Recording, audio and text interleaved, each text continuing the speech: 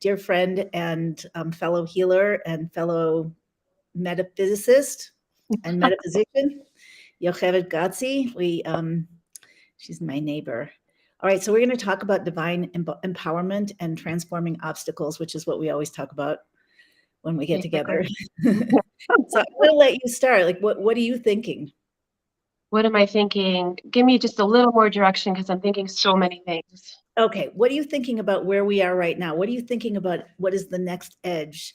I'll tell you what my next edge is just happened. I had my daughter is one of my daughters is studying NLP, and she did a session for me. She did it was just an impromptu session. It was really interesting because she had me communicate with my higher self, my non-conscious mind.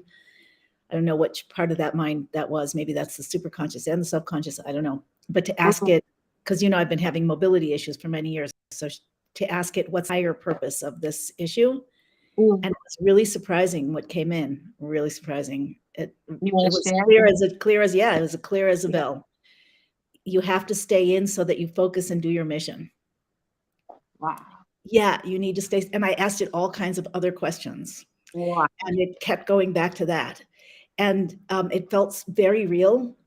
And then we went on and asked less interesting, but equally important, like are there other ways that I could focus and do my mission without having to have mobility issues? And the first thing that came up was, I can't trust you. So then again, we bargained that if I create a system, if I create an organized, schedule, Seder in Hebrew, and I show that I'll keep it, then that could work. It was really interesting. There were other things too. Anyway, that was just /unconscious was not trusting not trusting that I would. I'll tell you what was so interesting about it. We don't look at things from that higher place. Like what was so interesting for me about it was that it seems to be telling me, and I'm believing it because it feels very real, that all of this issue that has been plaguing me for the past 16 years or something, that I've tried so many different methods to get over it, that at the core it was doing me a spiritual service.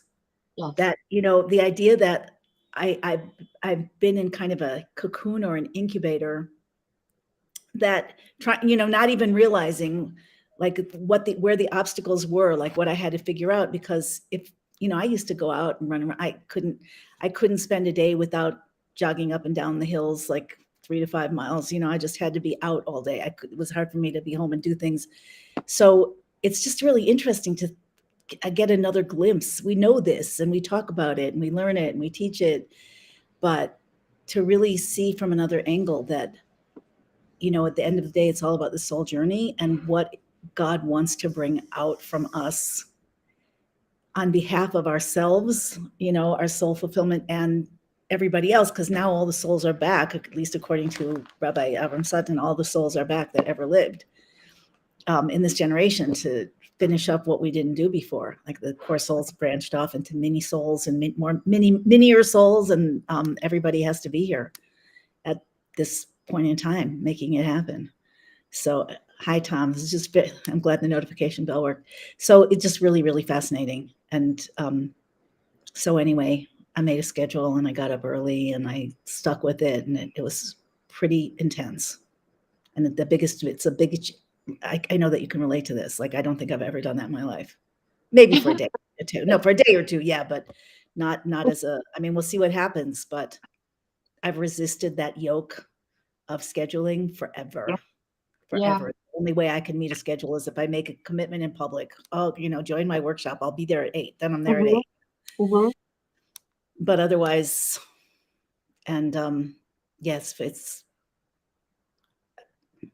I never expected it to have this kind of impact. It really made me feel like, wow, I haven't been taking myself and my mission seriously with all that I've done all this time. And now I am. Yeah, it's a completely new level. That really nails it. That's really exactly it. Like what I'm hearing is exactly like when you make the commitment, then your higher self can commit to you also. Something like that, yeah. And it's so interesting how Our soul, you know, they say that the soul has a still small voice. It's kind of patient. It can't do much to have, it can't like, it doesn't yell or anything. It does other things. But if we don't really search, and it's fascinating that we can communicate now with those deeper levels of us much more than ever before. But if we don't search, we could just meander around in our issues and our fuzziness and our stuckness and our upsetness and whatever it is forever, not ever being able to put together that this happened on behalf of this, you know, like there's a whole other logic to everything that's going on, and it's the actual reality of what's happening. And if you don't tune into that, then you're completely missing the point and thinking everything else, you know, is completely something that is not. Say more about that. You're not understanding your actual interactions and what's going on there, right? You think someone just was being annoying, but actually they were teaching you a life lesson.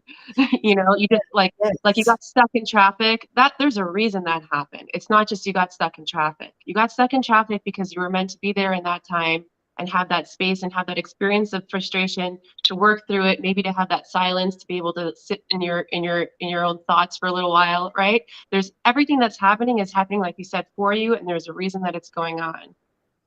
It's really a challenge, though, to get really aligned with that and to let go of all other perspectives. It's exactly, it's a perspective, and it's the godly perspective. And we're all learning how to strip away everything else from our eyes so that we see things as they really are. Learning in a bumpy way, but maybe it doesn't have to be so bumpy. It doesn't have to be so bumpy, but and that's actually it. Like when you start to look at it from that perspective, then the bumps go away. Because then, like we said, it's not just something that's going on that's annoying or frustrating or getting in your way. It's something that's there serving you. It's happening because you need to learn something from it. You need to gain consciousness around something through that. It's really interesting. Opens up your life. Sorry? That opens up, and then that opens up your life for you. Yeah. In different ways. Yeah. Yeah, I guess it's the express lane instead of the stop and go. It's the express lane, and it's also very graceful. That's the word that keeps coming in. Chen, in Hebrew, chen. It's grace, right? And it's when you stop resisting, and you can learn how to stop resisting when you start to see things as they really are, because then you don't have to resist it because it's happening for a good reason for you, right? We resist things because, wow, that doesn't feel good. That doesn't feel right. It shouldn't be that way, right? Right. It shouldn't be that way. Something's wrong. That is actually the core. I don't think it's an emotion, but let's say the core belief that got embedded into mankind, Adam and Eve, after eating from the tree of knowledge and the fall, the internalizing the snake.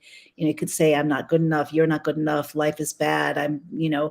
I'm scared. It's scary. It should, but at the end of the day, any issue that we have with anything always comes down to there's something wrong. It shouldn't be like this.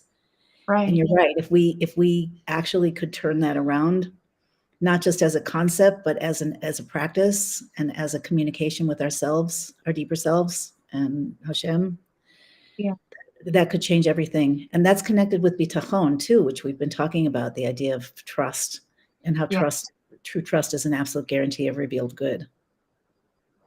It's like a flip of the brain. It's the secret sauce for opening up everything.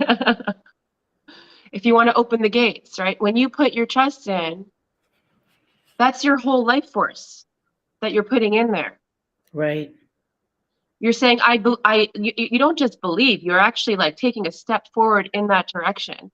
And action is the most powerful thing that we can do in this planet. Like, you know, actions speak louder than words. Words are pretty loud, but actions speak even louder, right? That's bitachon. When you're taking it to that level, you're actually channeling, because everything that's channeled from God and goes through all those levels, right, comes down into an action. What do you think the action of trust is? Bitachon. Setting schedule. So setting schedule. So listening to the information and acting accordingly, not resisting. Yeah. Oh my gosh, can you imagine what life would be like without resistance to our goals? Sometimes. Yeah. You know, when I really tune in, And maybe we should do that as a practice at the end. Yeah, sure. That would be great. Yeah. You you hold that thought. So in Mm-hmm. case I forget. Yeah, the whole concept of a challenge, obstacle, like I put in the title here, in Kabbalah and Hasidus in the Torah it's called nisayon, right? That's the Hebrew word nisayon for like a test, like a challenge test. And the root of the word is nes, which literally means flag and also means miracle. So something above nature. And it says in the Torah, Ki manasa Hashem Elokeichem eschem ladas, that God gives you a nisayon, he tests you, so to speak, challenges you, ladas, to know if you fear God or not. That's the end of the verse, but Hasidus explains it in a different way, as usual, explains it to mean that God gives you a test in order to create das, in order to create consciousness. Mm. Yeah, and there's a spiritual rule. God has spiritual laws that he follows also. So the spiritual law is you're not allowed to put anything negative or dark into the world without a higher purpose, without a good purpose. So a nisayon, a challenge is negative, right? It causes pain and suffering a lot of the time. Certainly, it seems to cut off potential. And so as soon as it actually fulfills its hidden deeper potential, the law is that it has to disappear. It has to turn around. Mm. So I think if we put together. That's the Baal Shem Tov, but I'll say that after I finish that thought. No, go ahead. I'm speaking more than enough. The Baal Shem Tov on healing says that as soon as you take something up to that place of ayin, which is its source, and you connect it, meaning you find the God spark inside of it, then it immediately transforms. Because that was the whole purpose of it. Like you just said, the entire purpose of it was in order to get to that God spark. So if you can get there to the original intention of why it was happening, which is always about something that's going to bring you higher and closer to God, right? And it's a fulfilling good your experience. purpose in action in the world, like you said. Yeah. Mm-hmm. Which is what brings us closer to God at the end of the day. Right. So how do you think that works? I don't know if is it instantaneous, or is it a matter of, like my higher self said, like, show me that I can trust you. So that's a little bit of a process. What it feels like is that it could always be instantaneous, but it's oftentimes not, because we like processes. As much as we don't think we do, our ego really does, because we have a lot of things to unload around it. There's a lot of fear, there's a lot of other beliefs, there's a lot of emotional stuff in the way, right?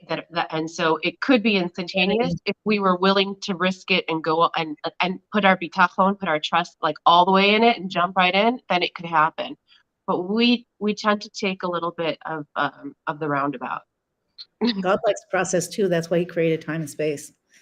Processes, Right. processes where you make the vessels for the light, right? Exactly. The light's always been there, but the vessels have to upgrade. The vessels have to upgrade. So there's occasions, and so we see that in the healing world, right? It's like sometimes there's instantaneous healing, and sometimes it takes years to work through something. All right. Yeah. So we're building, like you said, we're building the vessels to receive the light. That's what we're always doing. But also it feels like, because we're in a very special time period right now where things are coming together, the worlds are coming together. It feels like there's also a shift that's happening around time space that we're just in the beginning of. We're just in the beginning of, but if you're tapping into it, then you could work outside of time. You could accomplish so much more because you step outside of time, and you can bring that reality already into this dimension. Can you give an example of that? It's whenever you go into your soul space. So an example of that, I'll tell you, Yoel Torjaman, he's an artist here in Svat, a master artist and spiritual mentor. Yeah, artist and a master. Right, and so he says when he paints, he goes outside time. Have you experienced that? Do you know what he means? I do, in very rare moments, I do. Like there have been occasions, let's say, where I love to hula hoop, right? So in the past, there's been occasions where, let's say, I took my hoop and I went under the stars, surrounded by the trees, and I was just there with God and tuned in. And it's just like it takes you out into another space, into another dimension. And so, and I'm sure, like, when we meditate, there's also that, but it's even more special when you bring it into a physical activity. Do you mean that it's like losing consciousness of time, or time extends and more happens in less time, or the Yeah, opposite, the second one. that more happens in less time? Yeah. Yeah. Because it's no longer because the relationship of time space is no longer the same. So then more can happen within a different period of time. And right as I'm saying it, it's reminiscent of like what happens in the Beit HaMikdash, right, in the temple, right? And there's the temple, then there's there's the Kedoshim, the holies, and then there's the Holy of Holies, right? Chamber, Right. right. And in that space, the physical dimensions of it internally do not match externally the physical dimensions of it, right? It's larger inside than it is outside. Yeah, another way, yeah, just to explain in case that's a fascinating thing. If let's say the aron that contains the tablets of the Ten Commandments, let's imagine it's 10 feet and the room is 20 feet. So there should be 5 feet on each side, but that's not how it works. If the ark 10 feet, then there's 10 feet on each side. It's there and you can measure it, but it doesn't take up space. Nimna, nimna, oh. Yeah, that's interesting. It's also really interesting that time's been going faster and faster for a really long time. Oh, we're also used to it now. I used to interview kids because people say that it happens when you get older, but it's not only that at all. Like my kids, I used to say to my kids when they were little, it seems like the summer just started, and they'd be like, yeah, it seems like we just stopped school yesterday. That's when I started realizing, this is a long time ago, I started realizing that it's actually happening. And I've heard a couple of explanations of it, one Kabbalistic, but it's like everything's racing toward the end. And how is it then that time extends and more can happen in a period of time when time is still going faster? and so much like what we're all involved in, and the amount of exchange that takes place on a daily basis Also, now, relative to even 12 years ago, let's say, is just it's enormous. relative to 2 years ago. Yeah, Yeah. yes, there's information and energy and emotion everywhere all the time from every direction. And yeah, even though it seems like we can only consciously take in a certain amount, but I'm sure that unconsciously we're taking in, we're like sponges. We don't even realize how much we're taking in. which is a whole other thing. How do you stay clear with all of that? How do you stay connected to your own self and not? So it's really important. It's really important to have a regular daily practice of tuning in. And tuning in and feeling your own space and your own energy. And when I say daily, I mean possibly throughout the day, even, for certain people. If you're the kind of person who's very easily affected by other people's energies, then take more time throughout the day to check in. It's only a few minutes when you check in, but you check in and you feel your own energy, and then you feel what's not. And I guess I'm saying it as if like, oh yeah, so simple. Everyone should know how to do that. Everyone should know how to do that. Maybe we should also do that. Let's do a little process. Can you do a little process? Okay, so yeah, I guess we could start now. Okay, so this kind of intelligence is the kind of intelligence that we're all meant to be fostering, because it's the ability to sense things and understand them without having to logically infer, which is the kind of intelligence we've been working with until now, consciously anyways. Being with things instead of thinking about things. Yes, exactly. And like feeling what it is, because you're connecting to it. And that's da'at. Whenever you put your da'at, your consciousness, on something, da'at is a connector, right? Like it's in the Torah, it says that Adam knew Chava, right? He knew her, yet from the word da'at also is the root word of that. And so what does that mean? It means that he actually had a relationship with her intimately, right? When you put your dot on anything, so if you want to like, if I put my dot on this cup right here, right? If I put my dot on my screen over here, whatever I'm connecting and tuning into, right? Right now I'm putting my dot on this conversation. Then I become intimately connected to it, and then I begin to really know it. That's what it is to know something. Okay, so And I'll just say again, knowing doesn't feel the same as thinking. Thinking is actually a separation from something where you're gathering information about it and then processing it. It's a separate. Yeah, go ahead. That's a very good point that it's a separate. It's a very good point, because then when you say also being with something, it's connecting together, right? So it's when you're thinking, you're separating. And that happens when people are meditating. They stop to think about something and then they get pulled out of the experience, right? Because it's a separation anytime you go into that. And it's very easy. Once you get separated, you go back in. Okay. But it's good to understand that that's what you're doing. And we want to move into the place where we're walking around the world connected. Yeah. So dot connects you to reality, dot or das, depending on pronunciation, connects you to reality in an experiential, present tense, real way. The word real is really powerful to me. But how much we can connect, how much reality we can connect to with our consciousness, that depends on the level of clarity, that how much clarification we've done, how much growth we've done, how much deepening, how much clearing out, how much we want to.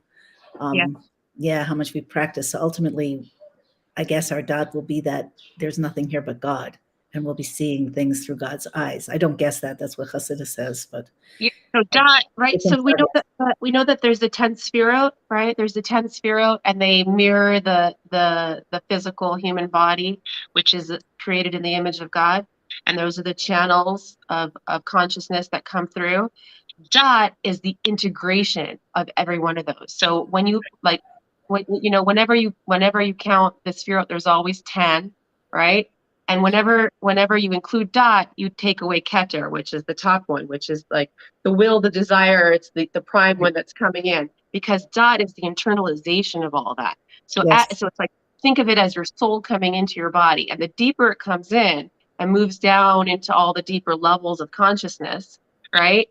The more embodied you become with that knowing. So dot isn't just like knowing about certain things. It's like a comprehensive understanding of things. It's taking, go ahead, finish. It's taking a full, it's like a body awareness. It's the logic that's going on. It's all inclusive. It's the feelings that are happening in your heart.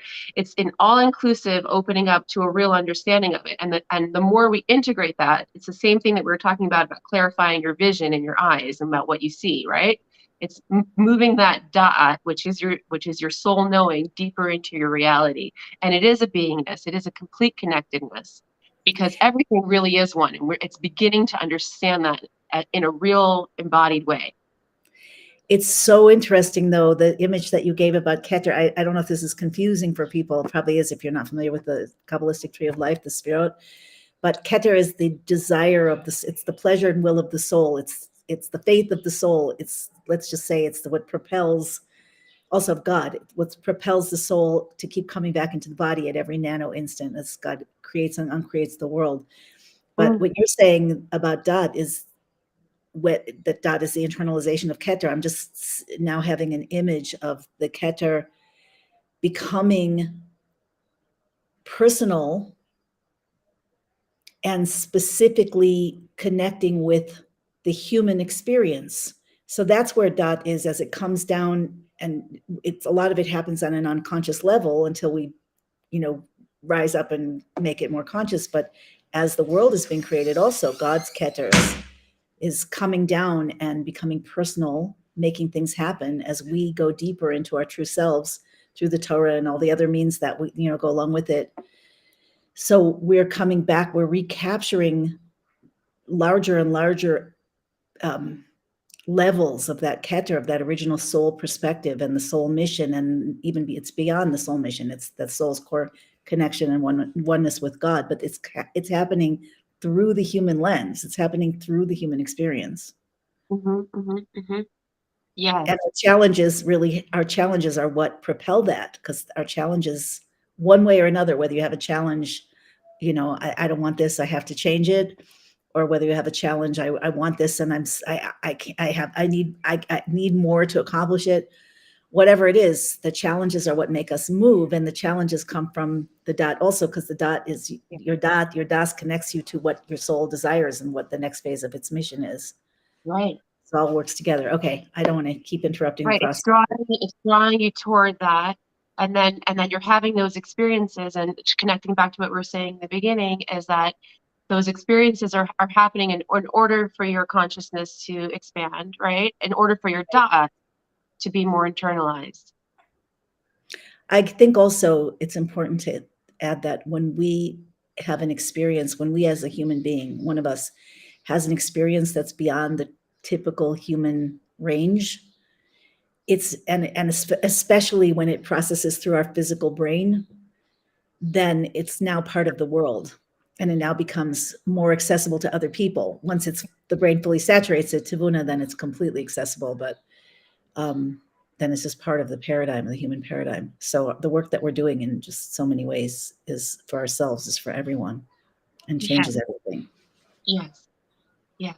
Because it becomes a part of the general consciousness that everyone can then tune into. There's a Gemara like that there was a big tzaddik in Sfat was working on trying to understand a certain Gemara, and he couldn't get it. For months he was toiling over it, and the answer finally came through. And then as he was walking home through like a playground, he hears some like younger people, and they got it, right? And he was just like, what? It's like, yeah, once you bring it down, it's here. I used to have a problem with that. Things I had to work so hard to figure out. Now it's just everybody gets it. Yeah. And similar, Leibniz and Newton in two different countries discovered calculus around the same time. So yeah, things are happening and we're all a part of it. And we just think, we don't see beyond our own lives so much. Or when we do, it's like, the global picture's over there and then there's me learning about it or thinking about it. But it's actually one. It's one thing. Anyway, let's do the process. Okay. So what we're doing is it's a general check-in to be able to feel your own energy so that you could notice what things are not yours in order to just keep your energy cleared throughout the day. Because as we move through the day, we do contact lots of things, lots of other energies. And those things can affect the way you think and feel. So what you want to do is get in alignment with what you truly desire. And in order to do that, you have to make space. So we're going to do an exercise in making space. Okay. So just start always by sitting and feeling your body. Become aware of your whole body. And you can adjust your position as you become aware. Sometimes we sit in really awkward ways and we don't even pay attention because we're so not connected to our experience. If you sit up nice and tall, it will allow energy to move in an easier way. So it helps, but it's not necessary, but it helps. And if you close your eyes, it helps you to also connect inwards. And now very slowly breathing in. And as you do, breathe in to a place in your body that feels constricted. And with your breath, explore that place. And it's very gentle. It's very, very gentle. Because we're not forcing anything. We're just looking at it and allowing. So you're feeling with your breath, and then you're exhaling and you're letting go of whatever is there that wants to be let go of. And then very slowly and gently inhale again, wherever you're being called in your body to inhale to. And feel the expansion happening with your breath. And explore the sensations there with your breath. And then exhale and let it go.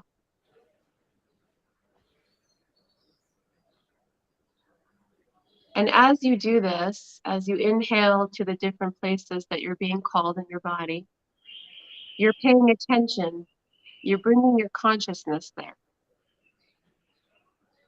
This alone can clear things. just by bringing your own consciousness into your body. When you inhabit your own physical space, then other things cannot. And exhale and let go of whatever feels like it wants to go. And it's very easy to let go. You don't have to push anything. You don't have to make it happen. You just have to intend it and then exhale and let it happen. You could even visualize energy shifting out of you. Inhale, and you're inhaling new breath, new energy, new light, and you're taking it in to any place in your body that's feeling constricted or tight or just calling for your attention. You're expanding there with your breath. You're taking notice, and then you're very easily letting go. And as you do, you feel your body relax even more. You feel your mind relax even more. And now in this place where you've come in further, where you brought your soul further into your body, in this more embodied space, tune into your heart center, in the center of your chest.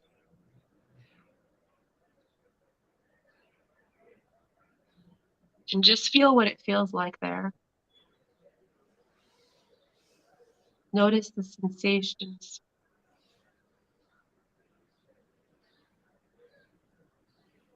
Notice if there are any thoughts that are coming up from that.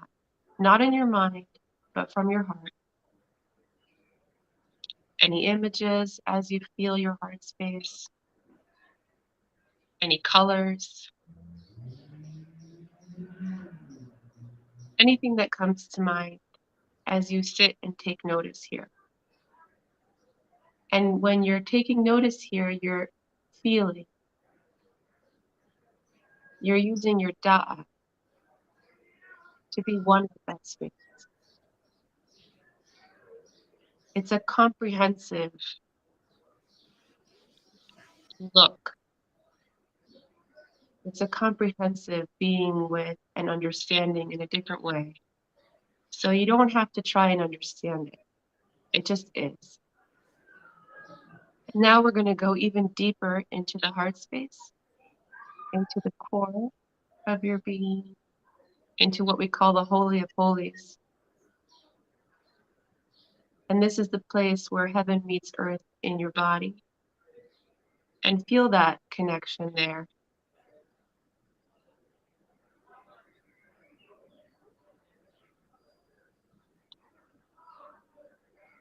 The heart has two sides to it.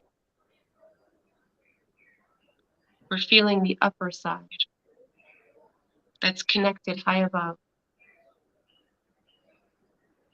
And feel your own energy here. Feel your own essence in this space.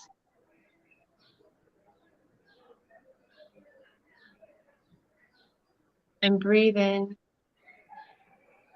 and breathe out from this heart space.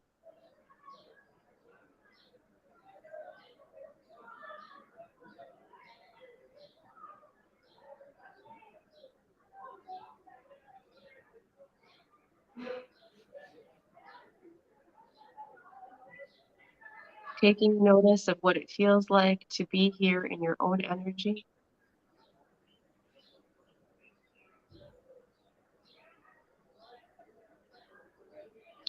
And let that feeling spread through your whole body.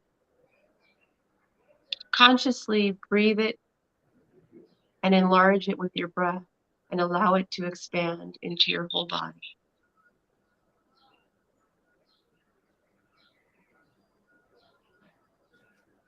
And as you exhale, allow it to sink in and permeate further. So that your whole body is now growing and becoming a glow in your own energy.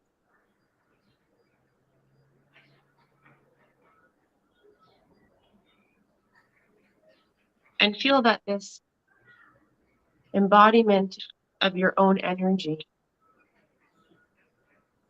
allows you to recognize anything that's not yours on the periphery or anything else that feels deeper. And then allow it to come into the vibration of your own energy. Feeling that your own energy transmutes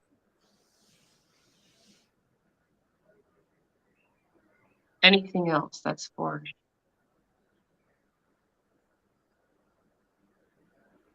And now you have a beautiful, strong field. A beautiful, strong, glowing field around you and through you. And feel your connection directly straight above. Your life force coming straight from above, from the infinite source in God, flowing down straight to you, through your head, into your whole body.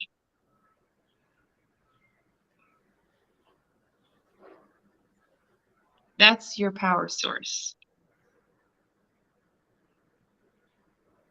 We don't need to take energy from each other.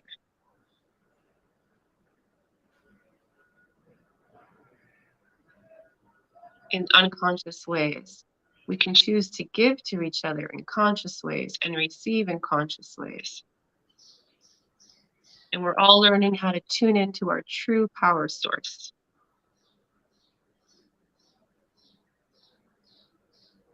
So that our giving becomes a matter of choice.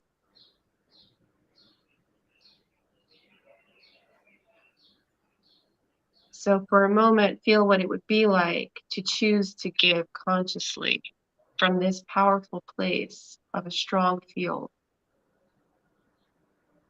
And what it would be like to exchange and share with others from this place.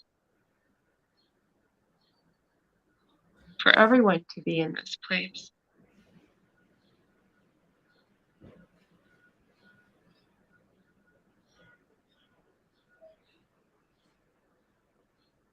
Okay. So when you're ready, you can open your eyes and stay connected. Keep this connection as you move through your day and see what that feels like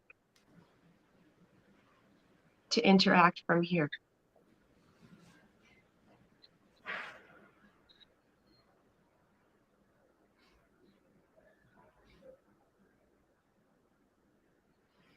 What do you feel when you connected to your own energy? I feel a lot of peace come over me. Whatever things are taught, my body is very sensitive and very talkative. So I feel lots of things all the time. So it brings a certain like peace to everything for me. And a lot of the mind chatter, because I also have a very hyperactive mind, chills out. Yeah. It makes me also feel in my heart, for sure, a lot of the anxiety that I walk around with will also relax. And a lot of the judgment will also release and allow me to just receive things with a loving eye. Yeah. Do you think that this puts you in a baseline where you're in your own energy and you're present? And it well, obviously does put you in a baseline, but do you think that what happens if you were to go to a next step in this process? What would that be like? The next step in this process is I would have a conversation with my higher self or with God directly and get clarity on things. Because you're in a connected space at that point, right? So Right. you can drop a lot of the defenses and the resistance that you would normally have, and you can start to hear things in a new way. Do you want to do that? We have a few more minutes. We So it's said we were going to do something else at the end, but I forgot oh, what. I don't remember. I asked you to remember. Rewind. If it comes to you. Yeah. Okay, another time. So in terms of tuning in to ask a question. Yeah, like for everybody, we're talking about transforming obstacles, and divine empowerment obviously comes through transforming the obstacles, because the obstacles are just a door that when that door opens, it's a closed door. When the door opens, all of a sudden you're in a new space. It works like that every time. It's not just that you transform the obstacle and then you're back to the way you were before. It's always a forward movement, a deeper movement, higher movement. So, but oftentimes it feels like it's not, because we're moving in that spiral as we go up. yeah, I'm going to diagonally, but we're moving in a spiral. And so when you move in a spiral, you do come back to that same spot from a higher position, but you come back to that same spot. And we often circulate around issues for many years. We circulate around a similar kind of thing that we're working on ourselves. And we come back, and every time we come back to it, it's like, oh man, I thought I worked on that already. Right. But here I am again, and it's oftentimes it feels like a fall, because you're actually so much more conscious about it. So it feels like you've sunk so much lower, but it's only because you've developed a sensitivity towards it now that makes you aware of it. So as you move up, it keeps feeling like it's a big deal, but you've actually progressed right along that spiral to a very conscious place with it. that's what it says, that Tzaddik falls 7 times and gets up. That as what is it, Tzaddik? A righteous, holy person that has nothing that needs to actually be fixed, nothing that's no evil, no darkness, so a tzaddik is someone who's not just resisting, trying to do the right thing, but rather is taking the raw material of this world of concealment, the raw concealment, and transforming it into a channel of deeper revelation. So it's levels of consciousness, and I know what you're saying, of course, and I've actually just been through it again. But I think that once you go through this process, 1, 2, 3 times, you realize that every time you go through it, when you open that new door. So when the door closes and you feel like you're falling, it feels the same or even worse, because what the hell, Yeah. But when you open the door that you fell in front of, that room is always going to be new. It's not going to be the same room that you were in when you got up from the fall the last time. And that's really a core concept in the universe. It's a creational principle. You read a Litzari Chaliyah that like pulling back the string on the bow, that there has to be a fall in order to rise higher, that there has to be that spiral. You go back in order to go forward, because we're constantly, I really think it's, maybe there are deeper reasons, but I really think it's related to what you said about Keter and Dat, that the potential has to come into the actual in stages. Otherwise, we would not remain human. We're finite, bringing infinity in to and in from our essential selves. So as we keep doing that stage by stage, fall, rise, consolidation, we keep being bigger and bigger vessels for our own souls, for our relationship with God, our awareness of God, for for true reality and divine power, all of those things. And it's really important, so important to what you said. It's so important to really remember, to really be aware that it's always a spiral process. You're never, as long as you have, the truth is you're never actually going down, but sometimes we can hold back on integrating things into our consciousness for a very long time, and that's not advised. Yeah. At the end of the day, all of the growth will show up, but it's my preference, and most of ours, that it show up right now, so that we don't have to keep accumulating challenge. We can just keep accumulating breakthroughs. Amen. More and more of ourselves. Yeah. Yeah. Does anybody have any questions or thoughts on this or sharing your experience speaking to the people who are here. Meanwhile, would you like to do a quest? Do you have time to open a question? I would love that. Like I go into that space of that quiet of my essential self.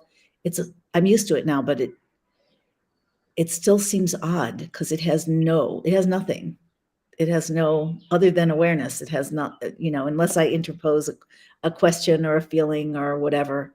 It's just the first time I ever felt that a long time ago. I was like, it's not doing anything. It's just there. It's like neutral. Right. It's always so interesting to me how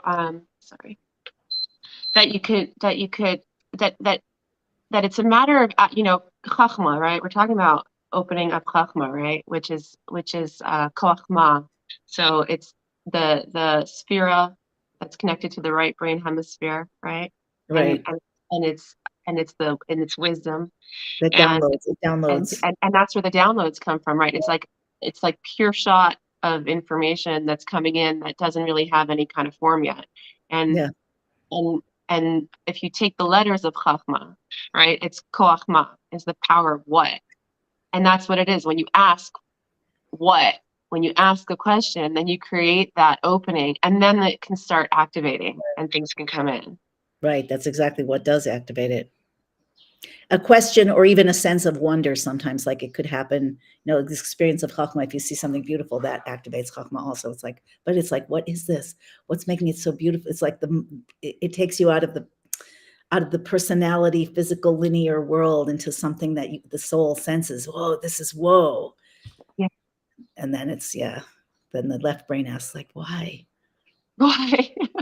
Yes. All right, so let's do a quick Chachma connection before we end for today. Okay, so we're just going to connect back into the space that we were in before. So very easily, just sitting up, finding your breath, and then very slowly breathing into that heart center space.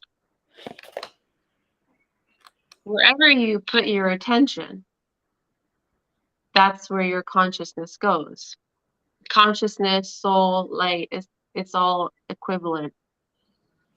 So your soul power goes into that space. And then you connect to that space. And when you connect into your heart space, you're connecting to that Holy of Holies. You're connecting to that dimension beyond.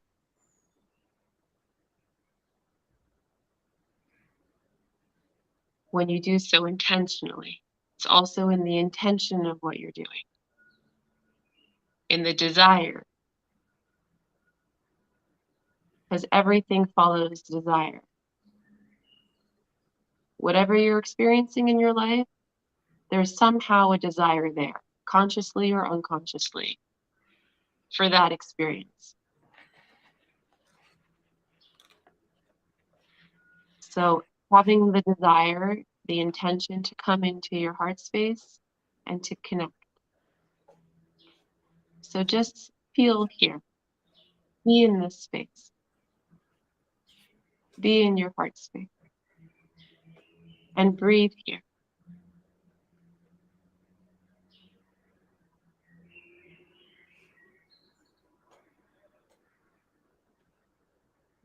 And notice what you're feeling.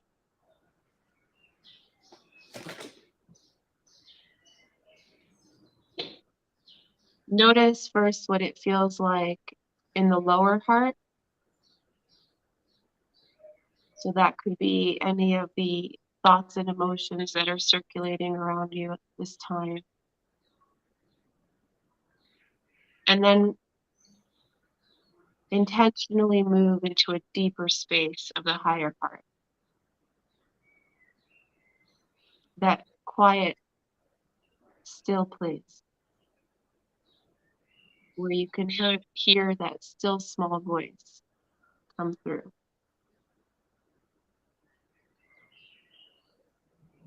And breathe in that space, in that most internal part of your being. Breathe from there.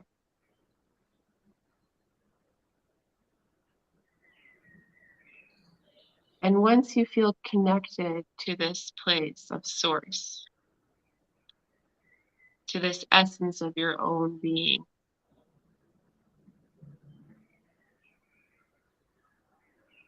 notice the quality there of your own energy. And once you feel this intimacy with self, with God, who your higher self is sourced in,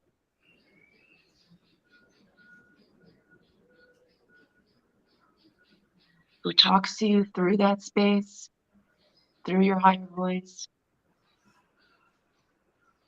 Once you feel that intimate connection, go ahead and ask any question that you have on your mind that you've been wanting to get an answer to. It's very simple. You just ask it. You just put it out there. And then you let go of it and you listen. And the way we listen is by feeling and sensing with your da'at, allowing your whole consciousness to receive whatever it is that's coming through. There's no expectation. There's just a quiet sitting and experiencing, allowing whatever is to be. So you may get a flash of a memory, an image. You may feel a sensation in part of your body. Whatever is coming up, just be there with it. Listening, receiving, and breathe.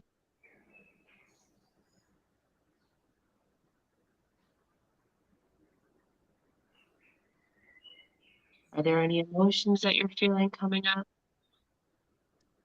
What are the thoughts that are coming up? So whenever you ask a question, you always get an answer. It just might not be an answer that comes through in this moment. It might come through in the following months. And it doesn't necessarily come through in the way it would if you were asking something in your logical mind. But just receive whatever it is that has come up and whatever that means to you. It's always personal, so it's always what it means to you. Because this is an intimate conversation that you're having.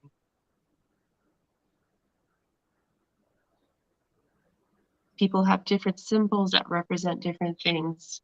There's universal symbols, but now it's really about a personal experience.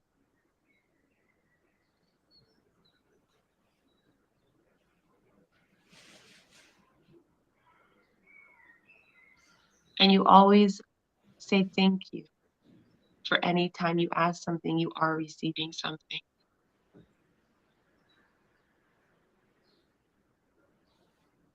And the more you're able to recognize what you receive, the more you will be able to perceive what you are receiving.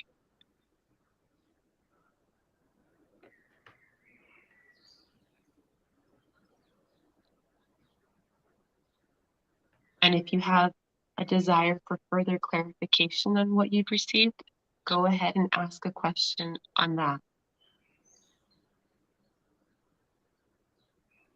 When your higher self talks to you, it is not pushy, and it is not repetitive, and it is not loud. Unless there's an emergency, sometimes it will come through that way all of a sudden. But generally speaking, it's very calm and centered because it's outside of this experience that you're having here. And it knows that everything is okay already. It's coming from a higher source. So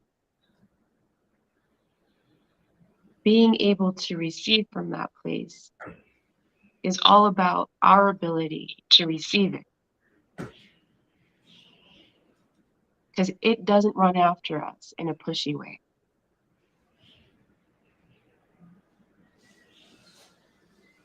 When we're available, then we can hear.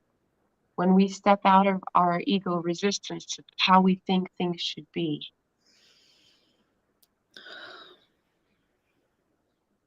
then we can start to hear and receive. And you'll get the best guidance this way. Because it's all here in favor for you. You might really be convinced that you're supposed to go in a certain direction. That conviction might make it very difficult for you to hear then an answer about what it really is for you. So we want to keep open minds and hearts when we ask questions. And that's why we feel first into the space and consciously let go and consciously intend to connect only to the highest truth.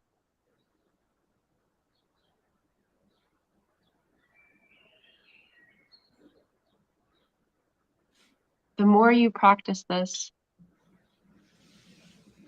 the more comfortable you will become at doing it, and the more clear it will become the messages that you're receiving. So saying thank you for whatever you received.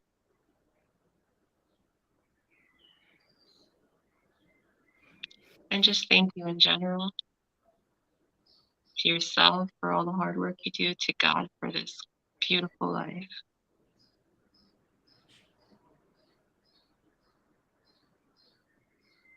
Which is very, very good.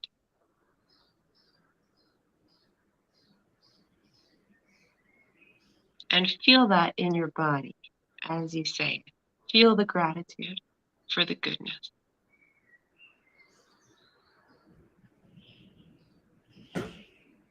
And see how that changes your energetic levels right away.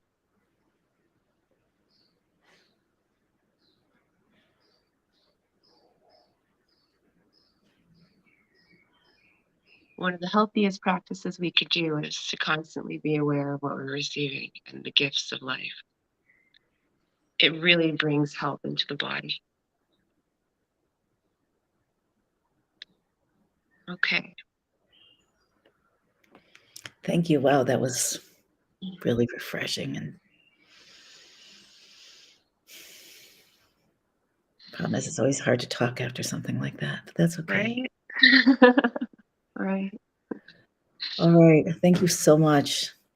Thank you, Shiva. I didn't plan on that, but it was really special. Yeah. Yeah. Really my pleasure. Thank God. Thank God. Any final thoughts you want to share before we leave for today? I guess like we could just sum up what we were saying in terms of like one of the toolbox tools, for this generation right now in order to move through in the most graceful way possible and to bring light and beauty and happiness into your life is to start to see things with eyes that recognize God in everything. And that means being aware of the gifts, being aware of what you're receiving, and seeing things in that way and dropping the resistance because you're recognizing that everything's happening on purpose with really good intention to help you to move to the greatest place possible in yourself, in your life, to have a really good life. Yeah. And when you start to see life through those eyes, then everything shifts for you. Because you're no longer fighting against life. Now you're in alignment with it. You're flowing with it. Powerful. Yeah. Okay. Take care, everyone. Thank you so much. Thank you.